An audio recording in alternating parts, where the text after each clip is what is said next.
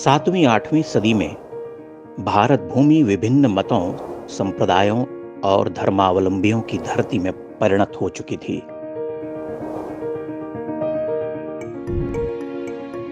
यही काल बौद्ध और जैन धर्म का उत्कर्ष काल भी था।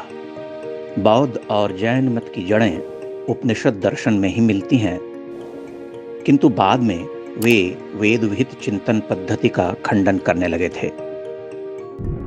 बौद्धों के साथ साथ जैन मतावलंबियों ने भी इस काल में वैदिक धर्म का खंडन किया। वैदिक धर्मावलंबी पूरी शक्ति से अपने धर्म के पुनरुत्थान में जुटे हुए थे और कई महान दार्शनिकों विद्वानों ने यथाशक्ति उनके मतों का तार्किक खंडन भी किया था। किंतु भारत की इस महान सनातनी परंपरा के पुनर्जीवन के लिए किसी दैवी आत्मा की प्रतीक्षा थी।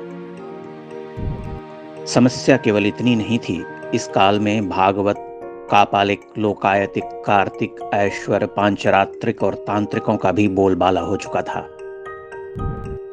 इसी संघर्ष काल में भारत की धरती पर ईश्वर का अंश लेकर एक चमत्कारिक प्रज्ञा का आविर्भाव हुआ था, जिन्हें हम शंकराचार्य के नाम से जानते हैं।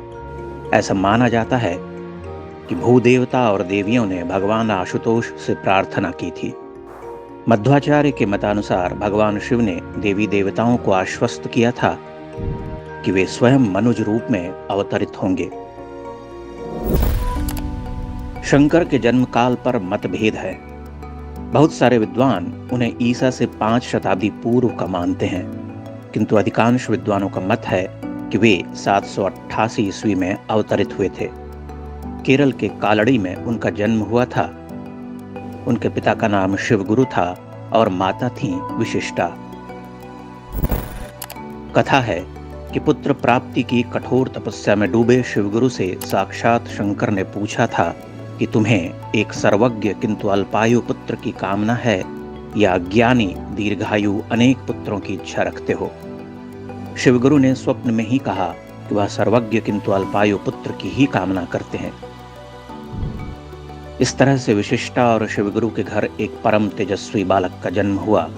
पुनर्वसु नक्षत्र में वैशाख शुक्ल पंचमी के दिन शंकर प्रकट हुए। मान्यता है कि शंकर जन्म के वर्ष भर बाद ही सभी अक्षर चीन्हने लगे थे। दूसरे वर्ष में उन्होंने पढ़ना सीख लिया। तीसरे वर्ष में काव्य और पुराण सुनकर ही समझने लगे। वह बहुत छोटी आयु से ही श्रुतधर थे। एक बार सुनी हुई कथा वह कभी नहीं भूलते। 3 वर्ष की आयु में चूड़ाकरण संस्कार होने के बाद उनका तेज प्रखरतर होता चला गया। बहुत शीघ्रता से वह वेदों का अध्ययन कर गए। 5 वर्ष की आयु में उनका यज्ञोपवीत संस्कार संपन्न हुआ। इसी आयु से वह शास्त्रार्थ में विद्वानों को पराजित करने लगे। दुर्भाग्यवश उनकी इस महान प्रतिभा को देखने के लिए पिता शिवगुरु जीवित न रहे। शंकर जब 3 वर्ष के थे तभी उनका देहांत हो गया। उन्होंने अल्पकाल में ही चारों वेदों और 6 शास्त्रों का अध्ययन कर लिया था। उनकी मेधा और ग्रहण शक्ति देखकर गुरु भी अचंभित होने लगे थे। 7 वर्ष की आयु में ही शंकर वेदादिक समस्त शास्त्रों के महाज्ञाता होकर गुरुकुल से लौट आए। अब उन्हें उस संसार में रमना था जो महायतियों का भाव क्षेत्र कहा जाता है, किंतु शंकर के सामने उनकी वृद्धांबा का प्रेम था। यद्यपि इन्हीं दिनों उनकी माता को ऋषि अगस्त्य ने बताया था कि उनका पुत्र केवल 32 वर्ष ही जीवित रहेगा। यद्यपि वह 16 वर्ष की आयु में ही अपने समस्त कार्य पूर्ण कर लेगा, तथापि इस संसार के लिए उसे 16 वर्ष और रहना होगा। विशिष्टा व्यग्र व्याकुल रहा करती। तभी शंकर ने उनसे संन्यास ग्रहण की इच्छा जताई। माता शोकाकुल होकर रोने लगीं। उन्हें माता का आदेश नहीं मिला। तभी एक घटना हुई। एक दिन वह पूर्णा नदी में स्नान करने गए। जल में उतरते ही एक मगर ने उनके पांव को पकड़ लिया और उन्हें खींचने लगा। वह आर्तनाद कर माता को पुकारने लगे। माता भयाक्रांत होकर अपने पुत्र को बचाने की चेष्टा करने लगी। उन्होंने देखा कि शंकर का शरीर तो जल में डूबा हुआ है, लेकिन चरण कमल ऊपर है। तभी शंकर ने माता से पुनः संन्यास ग्रहण की आज्ञा मांगी। वह कहने लगे कि केवल संन्यास ग्रहण से ही उनकी मुक्ति संभव है। विवश होकर माता ने उन्हें सन्यासी हो जाने की स्वीकृति दे दी। शंकर जल से बाहर आए, मूर्छित माता को उठाया। वह अब भी अपने पुत्र के वियोग की कल्पना से कांप उठती थीं। वह उन्हें मनाने के लिए भावनात्मक बातें कहती। अंततः शंकर से उन्होंने एक वचन लिया कि भले ही वह सन्यासी हो जाए, परंतु उनकी मृत्यु के पश्चात दाह संस्कार वही करे।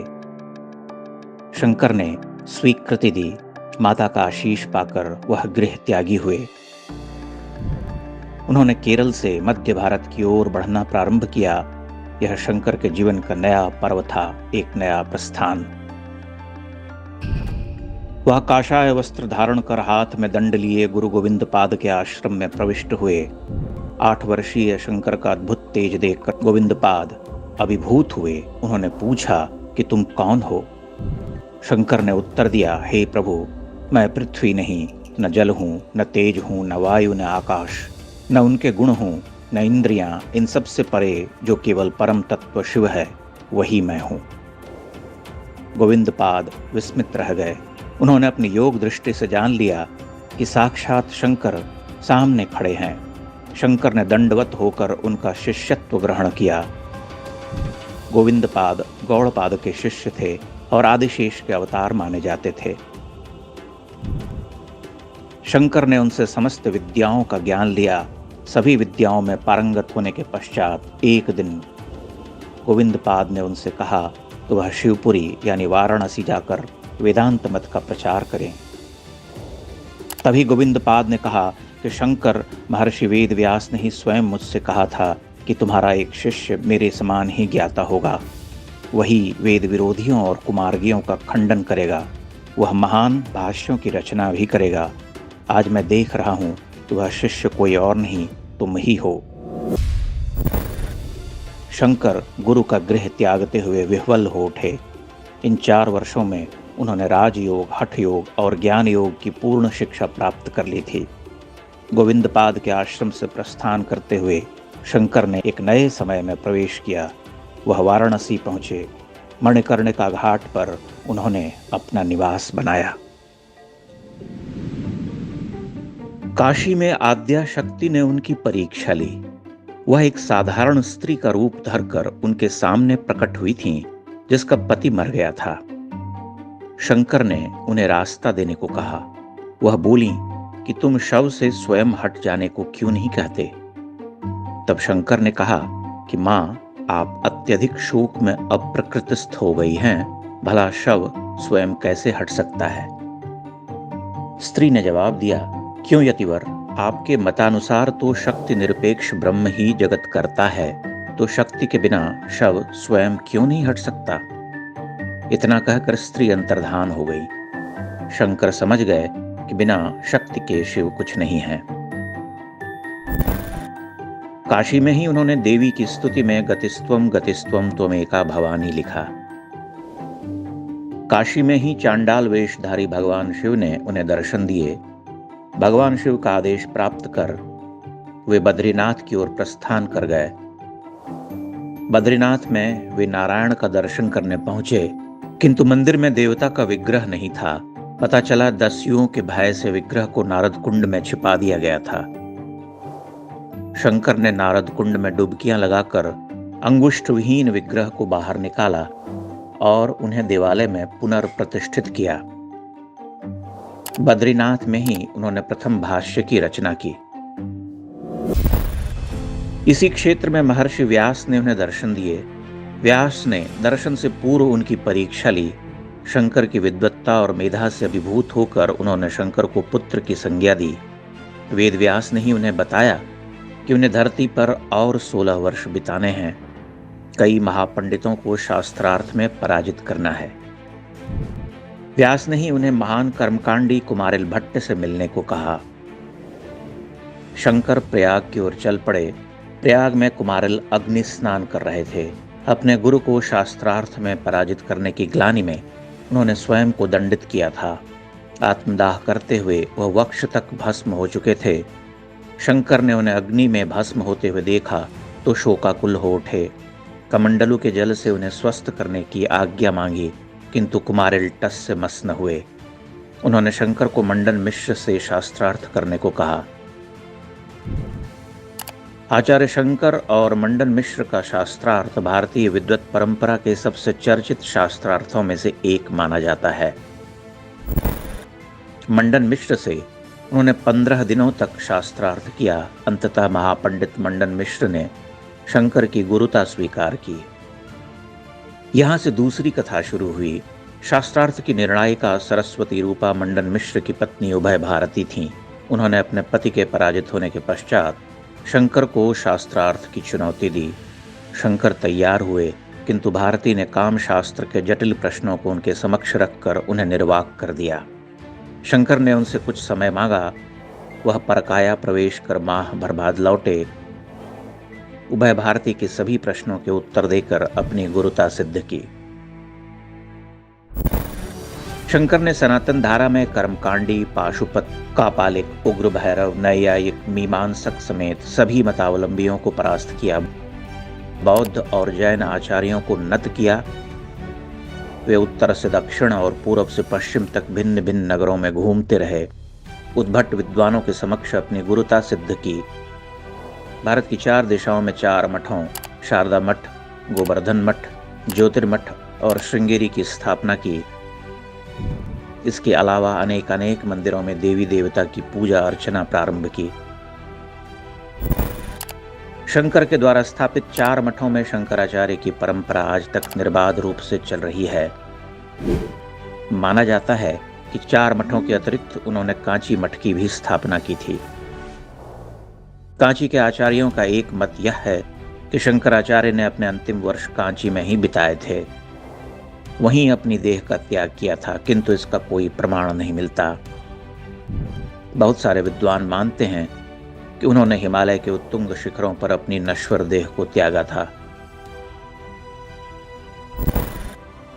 बद्रीनाथ, केदारनाथ के अतिरिक्त कश्मीर और सुदूर पूर्व, पश्चिम, मध्य भारत से लेकर दक्षिण के सभी प्रांतों में घूम घूम कर उन्होंने अद्वैत वेदांत का प्रचार किया, अपने मत को प्रतिष्ठित किया, अति महत्वपूर्ण भाष्य लिखे। प्रस्थान त्रयी पर उनका भाष्य अद्वितीय माना जाता है। इसके अलावा गीता भाष्य, उपनिषद भाष्य समेत कई ग्रंथों पर उन्होंने अमूल्य लेखन किया। सैकड़ों भाव प्रवण स्तुतियां और स्तोत्र लिखे। वे एक अद्वैतवादी थे, किंतु व्यवहार क्षेत्र में देवी देवताओं, तीर्थों, पवित्र नदियों की उपासना और आराधना की सार्थकता को समझते थे। उन्होंने शिव, विष्णु, गणेश, शक्ति, युगल देवता, नदी, तीर्थ आदि पर मनोहर स्तोत्र लिखे। आनंद लहरी, गोविंदाष्टक, दक्षिणामूर्ति स्तोत्र, 10 श्लोकी, चरपट पंजरिका, 12 पंजरिका समेत षटपदियों की रचना की। वेदांत का सरल निरूपण करते हुए कई सारे प्रकरण ग्रंथ लिखे। तंत्र ग्रंथों की भी रचना की। शंकर को अधिकांश भारत एक महान दार्शनिक यतीन्द्र के रूप में जानता है, किंतु वे एक विलक्षण कवि भी थे। सनातन के अप्रतिम योद्धा के रूप में उनकी गणना होती है। उन्होंने भिन्न मतों, संप्रदायों में बटे सनातनी समाज को एक सूत्र में जोड़कर हिंदू धर्म का ध्वजदंड गाड़ दिया। उन्होंने ब्रह्म को सत्य कहा, जगत को मिथ्या माना। उनकी स्तुतियों में इस जगत की निस्सारता का भाव बार बार प्रकट होता है। आश्चर्य है कि सर्वज्ञ और दिग्विजयी शंकराचार्य इस भावारण्य में स्वयं को अकेला पाते हैं और कहते हैं, भावारण्य भीतम च माम पाहि भद्रे, नमस्ते नमस्ते नमस्ते भवानी। वे केवल 32 वर्ष के लिए इस धरती पर आए थे। 32 वर्ष की अल्पायु में उन्होंने अविश्वसनीय कार्य किए। उनकी महत्ता इस बात में भी निहित है कि आज भी बहुत सारी स्तुतियां, स्तोत्र और हिंदू पूजन पाठ आदि की पुस्तकों के अंत में लिखा मिलता है, आदि शंकराचार्य विरचितम। उनकी मेधा और कार्यक्षमता अलौकिक थी। महान यायावर शंकर को भगवान शिव का ही अवतार माना जाता है।